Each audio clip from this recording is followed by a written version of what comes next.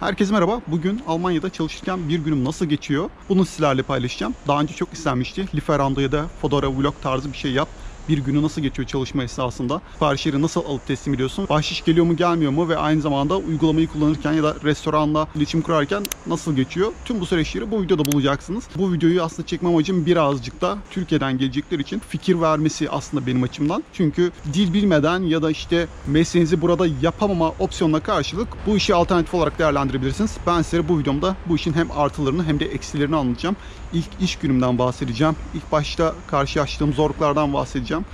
Bunun dışında bahşiş ne kadar geliyor? Tüm bunları tek tek zaten bugün canlı olarak, somut olarak sizlere göstereceğim. Çünkü bugünkü süreçlerin tamamını sizler de şahit olacaksınız. Şimdi ilk siparişi bekleyelim. İlk siparişi birlikte, hep birlikte mesaimize başlayalım.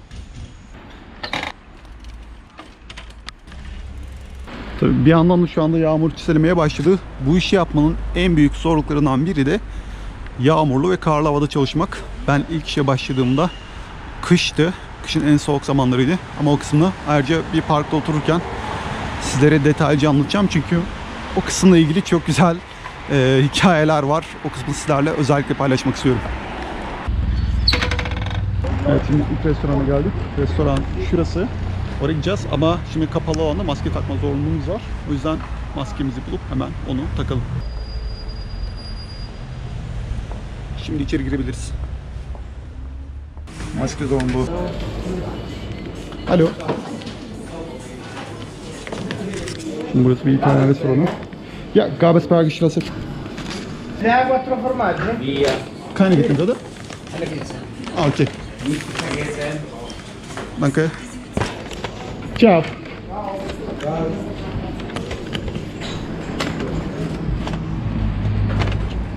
İtalyan restoranları ile ilgili bir tip vereceğim şimdi sizlere ama şimdi şunları bir çantaya yerleştireyim.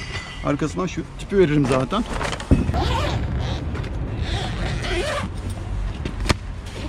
Bizim çantamız şimdi normalde küçükmüş gibi görünüyor. Mesela pizzalar geniş oluyor. Daha büyük pizza kutuları olan restoranlar da var. Daha büyük boyutlarda pizzalar yapan. Şimdi bunda bir görüyorsunuz ki tam kapanmıyor. Kapanmayacak. Şuradan biz bunu ne yapıyoruz? Açıyoruz. Direkt genişliyor. Evet, şimdi genişlettik. Şimdi rahat rahat kapatabiliriz. Bu arada İtalyan restoranları ile ilgili şöyle bir şey söyleyebilirim sizlere. İtalyan restoranına gittiğiniz zaman genelde zaten çalışanlar büyük olasılıkla İtalyandır ve siz Almanca ya da eğer Almancanız yoksa İngilizce bile iletişim kursanız genelde kendi aralarında ya da bazen size dönerek hep İtalyanca konuşurlar. Yani kendi aralarında konuşmaları tabii okey, onda sıkıntı yok ama bazen size bir işte mesela teşekkür ederim mi ya da işte rica ederim mi ya da buna benzer hoş geldiniz, merhabası bu gibi şeyleri İtalyanca kullanıyorlar. Bu şekilde siz onlarla çok iletişim kuramıyorsunuz genelde. Bilmediklerinden değil, tamamen dil konusunda hassas oldukları için. Tabii Almanlar da onların dillerine bayıldığı için kendilerini çok değiştirme ihtiyacı duymuyorlar. O yüzden böyle bir durumla karşılaşıyorsunuz genelde. Bilginiz olsun. Hatta bu sayede ben bayağı bir A1 seviyesinde İtalyanca öğrendim herhalde anlama anlamında. Şimdi isterseniz yola koyulalım. Bunu teslim edelim. Sonra kaldığımız yerden devam ederiz.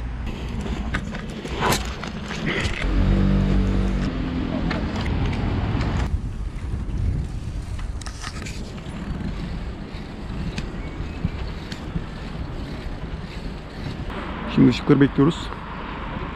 Geriye yaklaşık olarak 3-4 dakikalık bir yolumuz kaldı.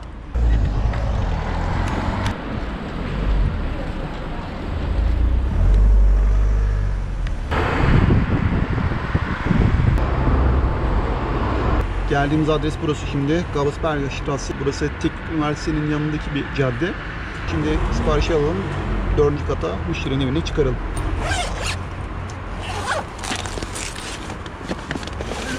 Lieferando. Stock 4. Na klar.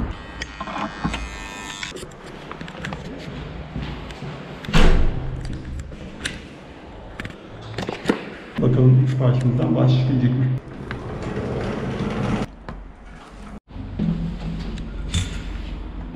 İlk siparişimizden bahşiş gelmedi. Bakalım. Belki sonraki teslim ettiğim siparişlerden bir bahşiş falan gelir.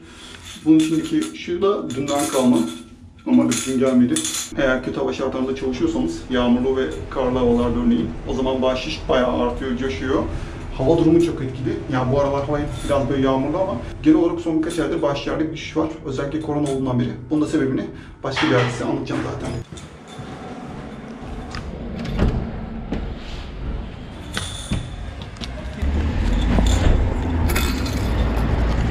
Şimdi yeni sipariş bilgileri şurada. Eğer adresi bilmiyorsak şuradan, şu mavi noktadayız biz. Restoran şurada. Müşteri bilgilerini daha iyi görmek için müşteri de şuradaymış. Yani şuraya gidip önce şunu alacağız.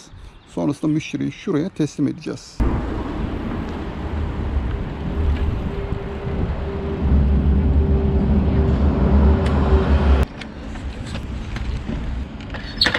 Yine maskeyi unutmayalım. Şimdi geldiğimiz yer bir Vietnam restoranı. Gelip şimdi içeriden siparişi alalım. Kapıya da hazır koymuşlar. Burası böyle yapıyor genelde. Das soda? Okey.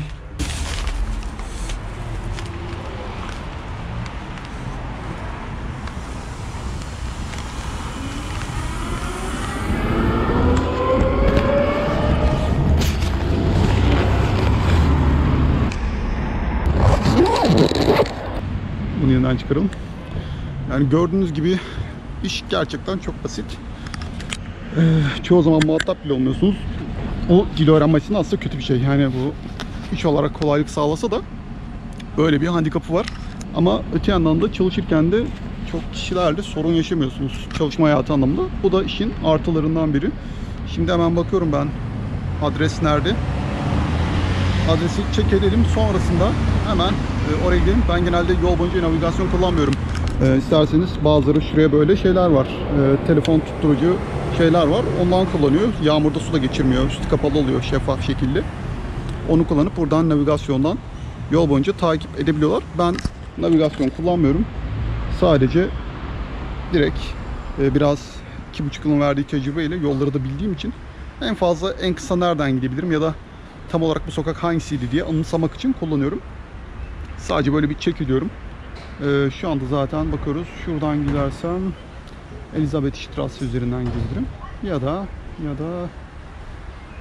Hiltenspergerstraße üzerinden gidebilirim. Böyle bir opsiyon var. Ya da evet yukarıdan yine yukarıdan gidelim. Yukarıdan size göre yukarısı olmuyor. Sizin için muhtemelen sıradan hangi yoldan gidersem gideceğim bir şekilde. Şimdi her neyse bunu ben aldım. Sonuç olarak şuraya götürelim hemen. Müşterinin evinde görüşürüz.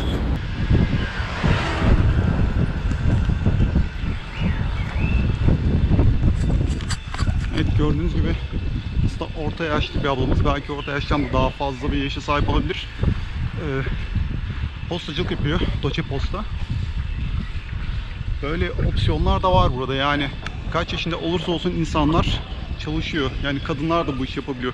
Bisiklet sürüp ya da motor sürerek ya da arabayla kuryecilik yapabiliyor ya da postacılık yapabiliyor. Burada yaşamın en güzel şeylerinden biri bence bu. Hani hiçbir sınıf ayırt etmiyor.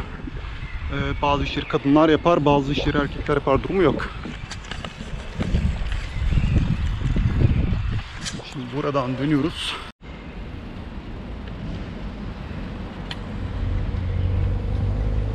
Gelen arabaya baksanıza.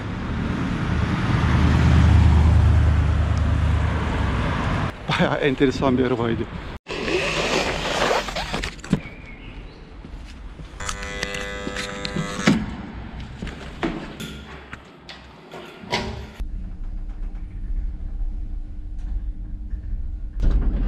Siparişi şimdi teslim ettik. Bu arada ne yapalım? Bir yerde bekleyelim. Zaten bir park gibi bir yere gidene kadar yol üzerinde muhtemelen hemen birkaç dakika içinde sipariş gelebilir.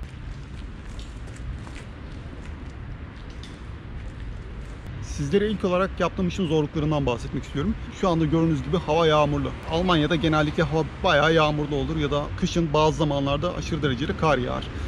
Ben ilk başladığımda işe 2,5 sene önce Şubat'ın çok aşırı böyle sağlam, böyle kar yağan, aşırı soğuk olduğu bir dönemdi. 3 kış geçirdim Almanya'da. Sanırım en zoru oydu. Bayağı sağlam, şiddetliydi. Sonraki kışlar açıkçası o kadar soğuk olmadı.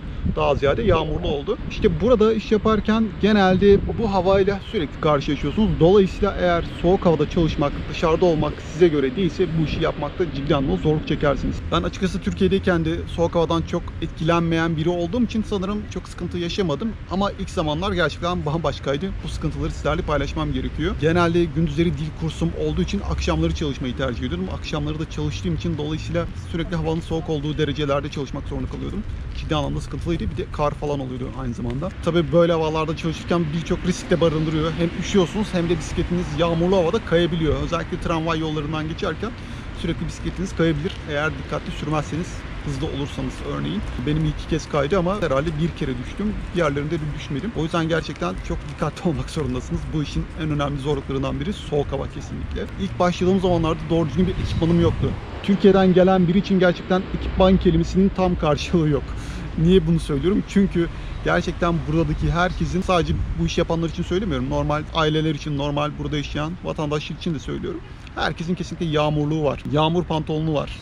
Bunun dışında ayakkabılarına geçirecek kadar farklı bir takım sistemler var ya da kafalarını geçirecekleri, yani envai çeşit ekipman var sonuç olarak. Ben geldim böyle Türkiye'den dımdızlak kot pantolonla falan çalışıyordum. Düşünsenize, mesela şu anda havada yağmur var. Etkilenmiyorum çünkü üzerinde böyle bir şey var. Bu yağmur geçirmiyor. Bunun daha farklı yağmurluk modelleri de var. Lieferando bunları işe başlarken gönderiyor. Ama ben 2,5 sene önce başladığımda şirket Lieferando değildi, Fodora'ydı. Fodora da o zamanlar böyle bir şey yapmamıştı, göndermemişti. İlk 1 yıl kesinlikle ekipmansız çalışmıştım. 1 ay falan herhalde böyle ekipmansız çalıştım. Belki 2 ay. Sonrasında dedim ki bu böyle olmayacak. Gidip bir Decathlon tarzı yerden kendime yağmur pantolonu ve işte yağmurluk falan alayım. Bir şeyler almam gerekiyor. Aldım. Aldığım şeyler tabii iyiydi, bayağı koruyordu falan ama yine de hala %100 tam ekipman kafasına kavuşmamıştım açıkçası. Sonraki kış artık Fodora ekipman göndermeye başladı. O zaman bayağı iyi oldu. Çünkü A'dan Z'ye her şeyi düşünüp göndermişlerdi. Eldiven de dahil buna.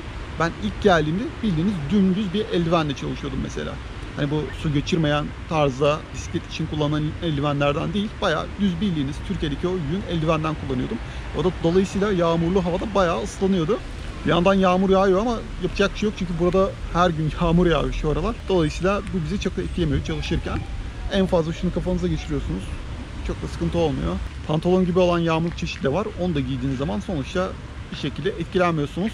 Çok eğer uzun saatler çalışırsanız ve o uzun saatler boyunca da şansınıza atıyorum 5 saat boyunca aralıksız yağmur yağarsa o zaman gerçekten ıslanabilirsiniz. Yağmurlukla bir yerden sonra korumayabiliyor ama her zaman öyle de olmuyor. Yani bu çok nadir karşılaştığım bir şey. Genelde yine bir yağmurun da durduğu, pauza verdiği zamanlar oluyor. Sonrasında devam ediyorsunuz. Yaz ayında olmamıza rağmen Münih'te hava oldukça enteresan. Bir yağmur yağıyor, bir böyle hafif güneş açıyor.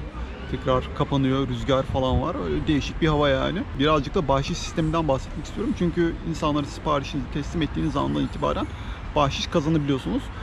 Bahşişle ilgili şunu söyleyebilirim. Normalde korona yokken benim ortalama elime geçen aylık bahşiş tutarı 200 ile 250 euro arası bir şeydi ortalama olarak.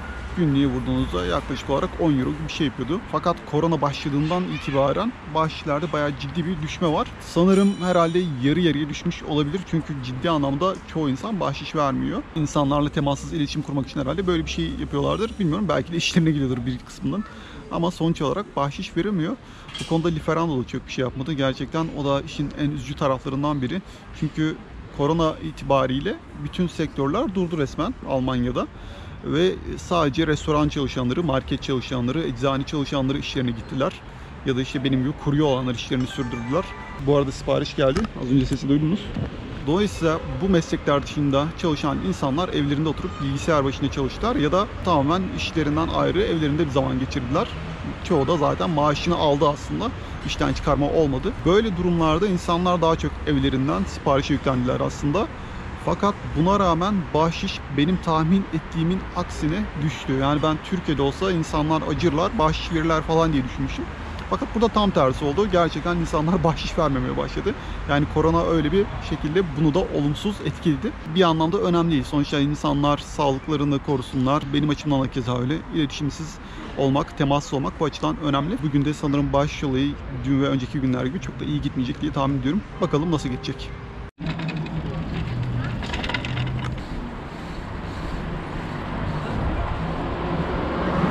Şimdi maskeyi geçirelim. Şu arkamdaki yere geldik. Direkt böyle tramvay istasyonunun dibinde bir yer, merkez bir yer. Yine burası da Münchner Freiheit. İçeri girip sipariş alacağız. Sonra teslim edelim.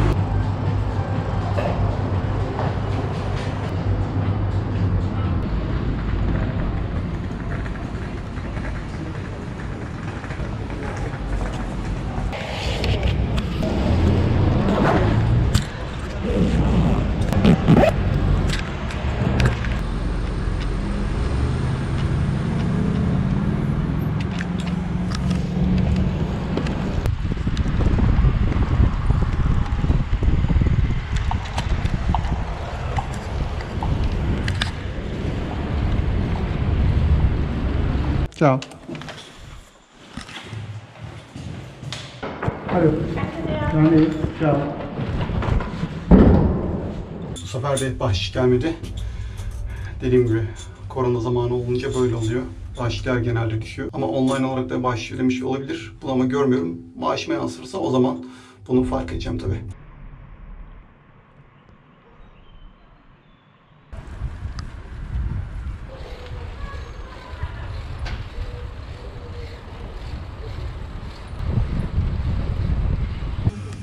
Güzel iştirası.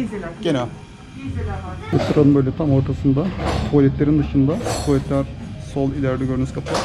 Ve şöyle bir çeşme var. Çok değişik bir konsept açıkçası. Arkadan da. Ich schau mal, aber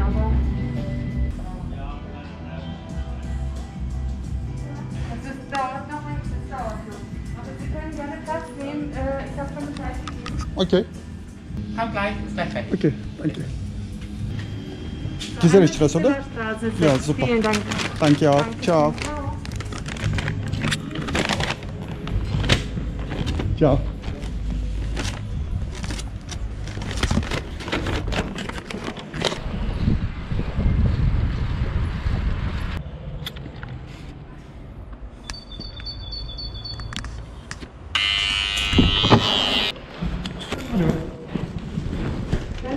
Thank you. Ciao. Şunu göstermek istiyorum size arkadaşlar. Az önce 10 euro bahşiş aldım. Çok hayretler içindeyim açıkçası, böyle şaşırdım. Yani normalde bu kadar rakam hiç gelmez. Gerçekten bayağı sevinçliyim. Çünkü tüm gün neredeyse bahşiş almadım desem yeridir. Siz de zaten buna şahit oldunuz. Bir anda 10 euro geldi. Yani böyle ortalama ayda bir de olsa 10 euro geliyor. Bir anda böyle düşünceli bir müşteri fazladan bahşiş verebiliyor. Bu da günü kurtarıyor. Bunu da öyle sizlerle paylaşmak istedim.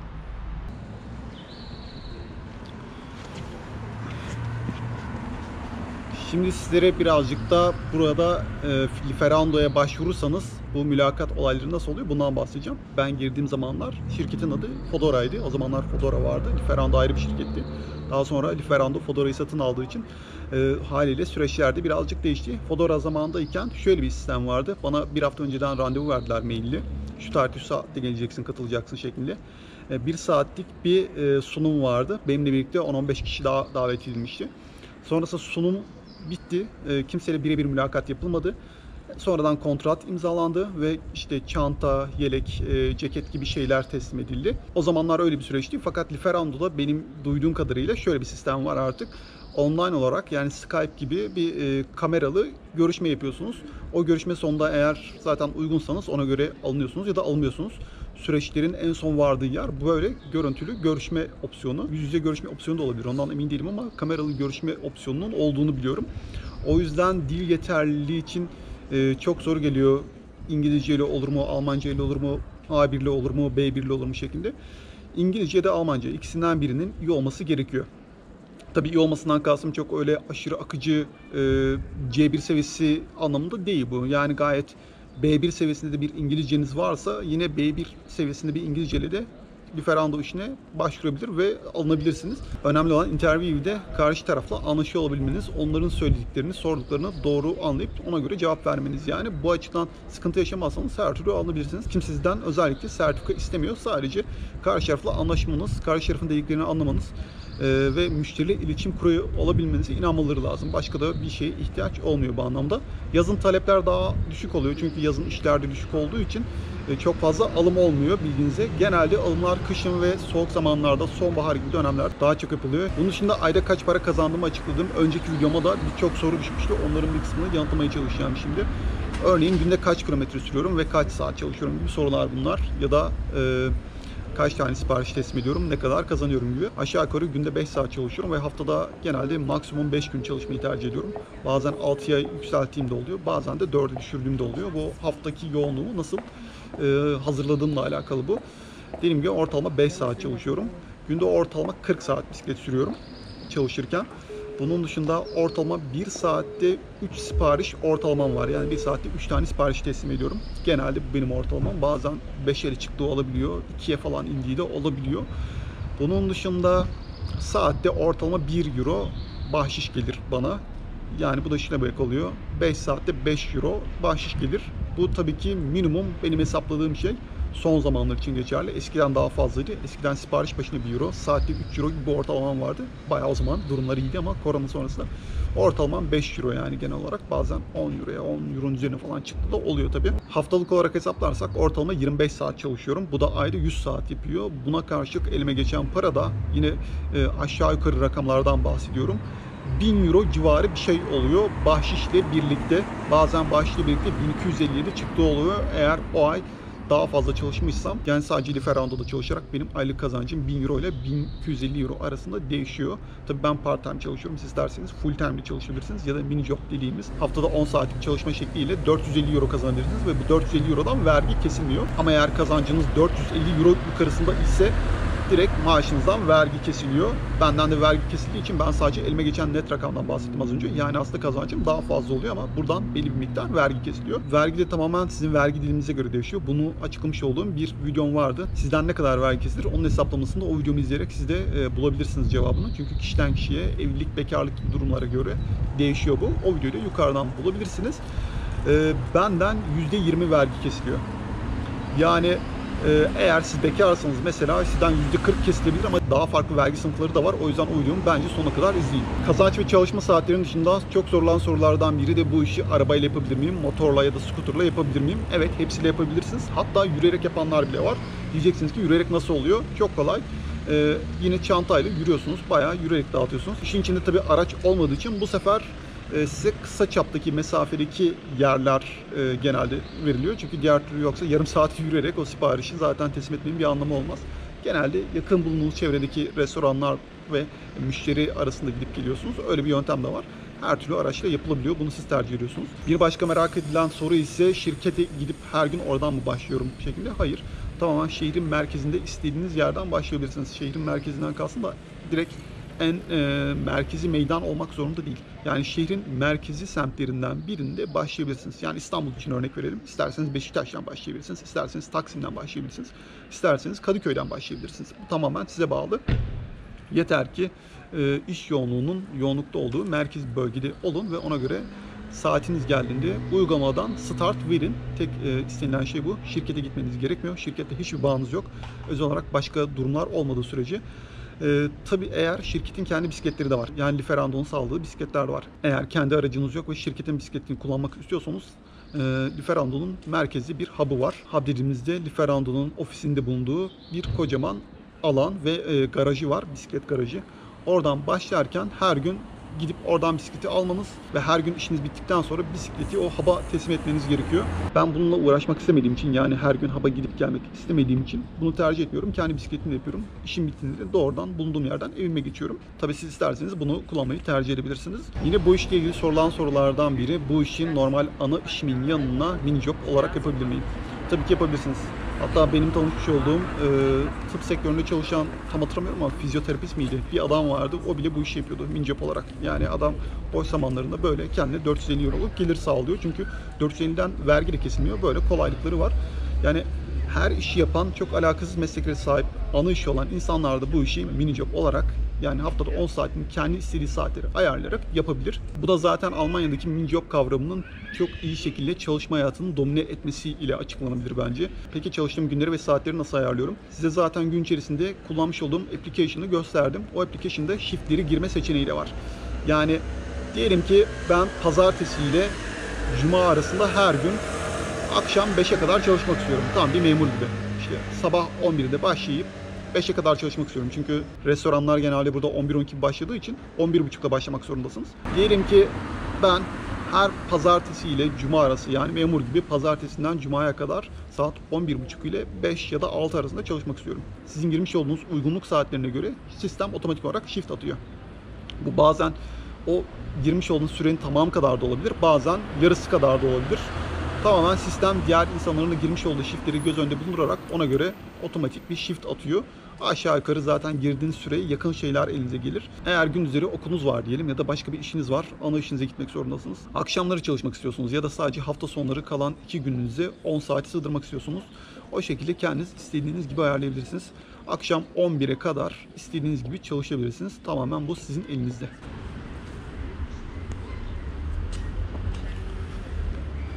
Peki ya memnuniyet? Ben özellikle bu işe ilk başladığım zamanlarda, yani dil öğrenirken A1 ve A2 seviyelerindeyken aşırı derecede memnundum. Çünkü bir yandan çalışma saatlerimin flexible olmasıyla öte yandan dil kursuna gidip dil öğreniyordum. Çünkü o dönemlerde tamamen sıfırdım. Hiçbir şey bilmiyordum. Çünkü daha yeniydim burada. Eminim buraya gelecek arkadaşlar da yine benzer sıkıntıları yaşayacaklar. İlk özellikle 6 aylarında. Dolayısıyla bu gibi süreçlerde aşırı derecede kolaylık sağlıyor bu işi yapmak size ve dil öğrenme aşamasındayken yeni yeni şeyler öğreniyorsunuz. Çünkü insanlarla karşılaşmaya başlıyorsunuz. Restorana gidiyorsunuz, müşteriye gidiyorsunuz vesaire. Bunların tamamıyla gerçekten yavaş yavaş dile bir yatkınlık başlıyor. Fakat uzun süre yaptıktan sonra bu iş artık sizi bir yerden sonra tatmin etmemeye başlıyor. Dil öğrenirken, çünkü zaten meslekle ilgili karşılaşabileceğiniz her türlü durumla ilgili zaten bilgiye sahip oluyorsunuz. Bir süre sonrasında artık yeni şeyler arayışına girmeniz gerekiyor. Tabii memnuniyet kelimesini birazcık da çalışma şartları olarak düşünmek gerekiyor. Sadece dil ekseninde düşünmemek, değerlendirmemek gerekiyor. Aslında memnunum. Sonuçta memnun da olmasam şu anda da bu işi yapmam. Farklı işlere geçiş yapabilirim. Bir kere parasından dolayı, özellikle bahşiş ve prim sistemiyle gelirinizin daha da çok artmasından ötürü bu işi diğer işlere göre daha çok tercih ediyorum ben. Bu işi yapmamdaki sebep de bu zaten. Şimdi sizlere bu işteki en büyük yaşadığım zorluklardan bahsetmek istiyorum.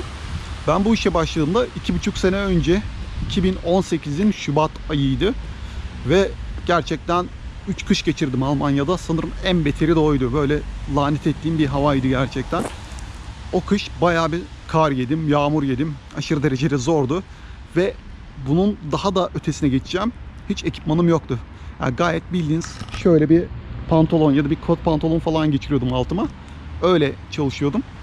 Ciddi anlamda sıkıntı yaşıyordum. Tabii Türkiye'den geldiğiniz için ve Türkiye'de eğer böyle sporsal aktiviteler yapan biri değilseniz çok da kışlık ekipman, outdoor ekipman tarzı olaylardan haberiniz yok demektir. Ben de o grubun içindeyim aslında. Bu yüzden ilk işe başladığımda böyle gerçekten sürekli yağmur yiyordum, kar yiyordum. Çok kolay değildi gerçekten benim için. Çok ciddi zorlukları var. Bazen birçoğumuz şunu düşünüyor, bunu farkındayım. Yorumlarda da bunu bazen görüyorum. Yani Almanya'da para kazanmak kolay gibi görünüyor. Pek de kolay değil. Yani sonuçta karşına bayağı bir şey vermek zorundasınız. Siz de bu gibi fedakarlıkları yapıyorsunuz. Yani örneğin ben Türkiye'de olsaydım muhtemelen bu işi yapmayacaktım. Masa başında beyaz yakalı olarak bir reklam şirketinde çalışıyor olacaktım. Yani dolayısıyla böyle bir işi düşünmeyecektim haliyle. Ama buraya geldikten sonra özellikle dilinizi geliştirene kadar en azından bu tarz işleri yapmak önemli. Yani bu işi yapmazsanız başka bir şey yaparsanız fark etmiyor ama bu da bu iş kollarından biri. Tabii benim bu işi tercih etme sebeplerinden biri de parasının bir tık daha benzer işlere göre daha iyi olması bana göre. İşte bahşiş falan giriyor işin içine. Bahşiş dolayısıyla sizin saatlik ücretinizi bir nebze de olsa artırıyor. O da rahatlatıcı oluyor, yani öyle düşünebilirsiniz. Bugün sizlerle yaptığım işin bir gününü paylaştım. Umarım buraya gelmek isteyenlere yeterince bilgi vermiştir. Video içerisinde de belirtmiş olduğum gibi dil öğrenirken bu tarz işleri yapabilirsiniz. Ben olabildiğince bu işin sizlere artı ve eksilerini göstermeye çalıştım. Her ikisi de var, her ikisi de mevcut. Şu anda gördüğünüz gibi minikte yağmur yağıyor. Sokakta bu işi yaparken karşılaştığınız en büyük zorluklardan biri de bu. Buna göre değerlendirmesini siz de yapabilirsiniz. İzlediğiniz için teşekkürler. Bir sonraki videoda görüşmek üzere.